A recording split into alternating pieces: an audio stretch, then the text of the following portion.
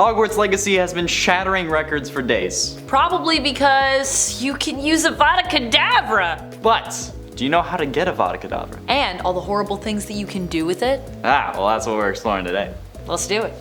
In a 10-party wipe, you can become the most powerful of all dark wizards in Hogwarts Legacy if you so choose. And the setup that allows you to do so is so insanely overpowered that you can take out a massive group of enemies with one spell. Yeah. What is essentially the glass cannon build for Hogwarts Legacy, if you know the Crucio and Avada Kedavra spells along with the mastery talents for these curses, you can be what is essentially death itself. Avada Kedavra normally only targets one enemy. However, the Avada Kedavra mastery talent allows for the curse to hit anyone with the hidden curse status effect, which is given to characters when an unforgivable is used on them. Crucio is the easiest way for this effect to be applied, and with the Crucio mastery talent, you can cause Crucio to spread to other nearby targets. It's very useful for spreading curse to as many enemies as possible without actually having to target them individually, which is important because, well, once curse has been applied to all or almost all of the enemies in the area, you can use Avada Kedavra to wipe them all out.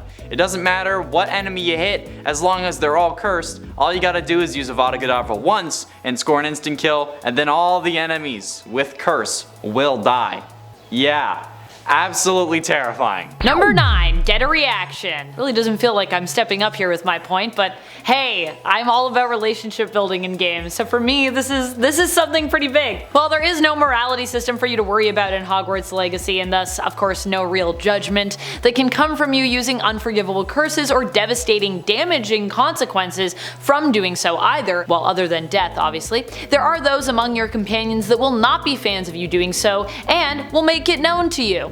That being said, they also won't stop being friends with you, or get you in trouble, or anything like that. They'll just have a reaction whenever you cast the killing curse around them, which I feel like makes sense. I mean, if you want to cause a stir and get a reaction out of any of these companions, then this might be a curse that you want to use. But also, if you don't want to see them react negatively, even without any actual impact to your relationship with them, then perhaps the killing curse is best for you to avoid casting around these folks, or even just learning altogether. Those that have been known to react negatively to you doing so include Natty, Ominous, and Amit. I'm personally torn between whether or not to even learn this one due to Natty not being a fan, because I'm a huge fan of Natty, who might actually also be my #1 crush over at Hogwarts in the game so far, so I don't know, but it'd also be so useful. And it ain't anger management. As the protagonist of the game, as Amanda just said, you can't really get in trouble for the things that you do. Not in a significant way.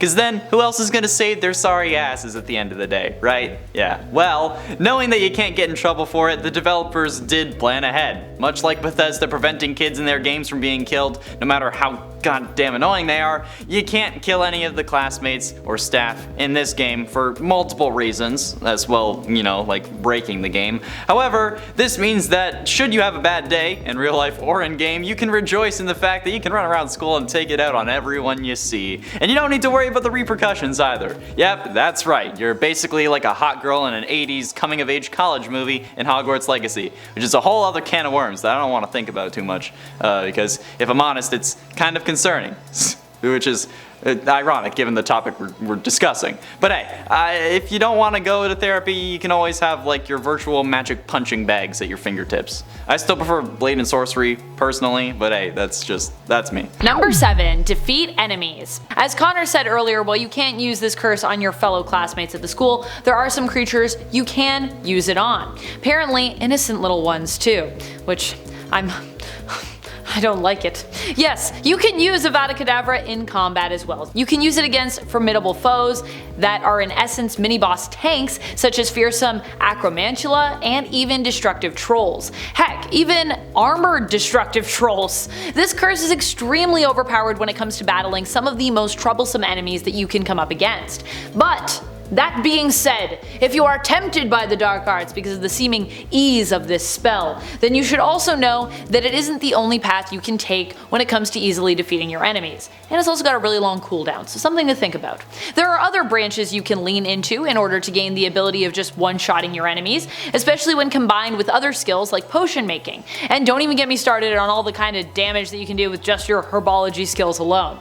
Also, while I'm fine with this curse being used against tough enemies, I certainly definitely would fight to protect any little innocent creatures that you might feel tempted to use it on. Don't do it. Don't do it! And it 6, killing Crookshanks. Yeah, that's right. Avada Kedavra is just as bad as you'd think it would be. I mean, it's the killing curse. So, yeah. But while you might not be able to harm your fellow Hogwarts alumni, you can go around harming innocent creatures, like cats. Yeah, because, well, you can in theory. I've avoided looking it up for obvious reasons, but YouTuber Mr. Moose, who is the first to experiment on our poor feline friends. The player performs Levioso, raising the cat into the air before using Expelliarmus to fling it under a public bench where it just seems to cease to exist. It like blinks out of existence. But yeah, I'd like to say that this makes me very sad, okay? I'm a dog person, but still, leave the kitties alone. Anyway, many have pointed out that you can seemingly use any spell in Hogwarts Legacy on cats. So, yeah.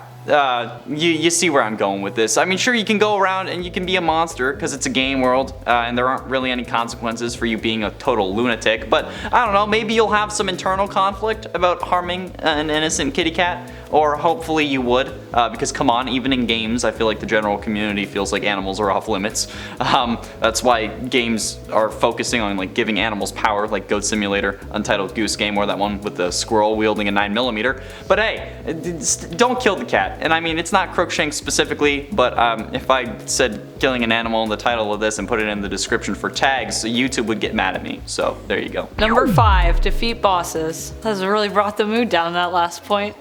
I don't know. I love petting all the cats in Hogwarts Legacy, so don't come for them, or I will come for you. One of the other things that you can do with Avada Kedavra, though, that aside, it gets a very intense reaction out of some of the bosses that you're going to encounter in this game. Well, not all of them are quite easily as defeated with Avada Kedavra, as some have cutscenes that they need to stay alive for, such as the Ranrock Dragon and the Grafhorn. There are many that can actually be one-shotted with this curse, which honestly, it makes it really tempting to me to use. I personally am notoriously bad at blocking in combat, and while I enjoy the fun of casting spells, it would be nice to have something that I could use to just kind of like one-shot most of my enemies, bosses included, that I've just died too many times, and I'm like, you know what? Avada Kedavra, like, this is too frustrating, let's skip this. I honestly think this makes the killing curse, though, insanely overpowered. Perhaps not as much as cabbages, though, in the game. I mean, at least with the killing curse, you'd expect it to do enough damage to kill an enemy, and then of course, maybe even a boss, but with cabbages, well, you would never expect them to do that. However, if you want something more direct and simple than the Chinese chomping cabbage farm, you can always just learn Avada Kedavra. Although I suppose it is important to note that you need to wait until you are high enough level to cast it, which usually means you're actually going to have even completed the main quest at that point in the game, as the main quest is actually a lower level quest than the ones you need to undertake before you can unlock the killing curse. So. And at 4, Chamber of Secrets. Okay, now while the Chamber of Secrets may not be accessible in Hogwarts Legacy, it's still very much present. From multiple references to the second installment of the main series, like a Polyjuice potion in the bathroom and the sink in Moaning Myrtle's yet to be possessed bathroom, there's even a Basilisk Easter egg that can appear in the Slytherin common room, but that last one also implies that there is an heir to Salazar Slytherin who's currently at the school who released the Basilisk. So why couldn't that be you? I mean, many people already assume the game will release a DLC at some point, and while I'd personally enjoy a Triwizard Tournament more than this, opening the chamber and causing some havoc would be a pretty damn good use for the killing curse. I mean, it's the killing curse, and it's a giant freaking snake monster. But considering how the game kind of shoehorns you into being a hero who saves the day, I don't think that is that likely of a possibility, unfortunately. Because, like, come on, if I can't let my homicidal urges out in a video game, that's just gonna be bad news for everyone. That's a joke, guys, okay? My homicidal urges are within the normal amount. Wait, sorry, what? Oh, the normal amount is 0. Oh no. Number 3, strengthen your relationship. One of the ways you can use this curse is to actually strengthen your bonds to certain individuals in the game. Spoiler incoming on this point, major spoiler, and honestly from this point on there's a couple coming up, so just so you know. I am of course talking about your friend and mine, resident Hogwarts bad boy, Sebastian Sallows. I honestly love Sebastian's character, and it's during your relationship quests with him that he will offer to teach you this epic, unforgivable curse. And if you don't want to learn it the first time that he offers it, feeling, maybe it's an inappropriate time for you despite your perhaps interest in learning it later, you will be given a second opportunity to not only learn Avada Kedavra, but also any of the other unforgivable curses you feel you missed out on from Sebastian himself. Why am I not surprised that Sebastian is the one who offers to teach us the darkest spells in existence? Definitely a bad boy through and through, I suppose.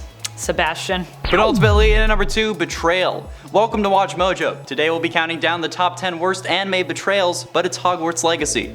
While yes, you can strengthen your relationship with Sebastian by learning the unforgivables, you can also ruin it and stab him in the back. And while that may sound terrible, it doesn't come without reason. You see, you'll spend all this time getting to know Sebastian, and you may even think you guys are chill. You may think you're buddies. Maybe you're even like two kindred spirits. But, spoiler alert, when he ends up using the unforgivable on his uncle, well, then what do?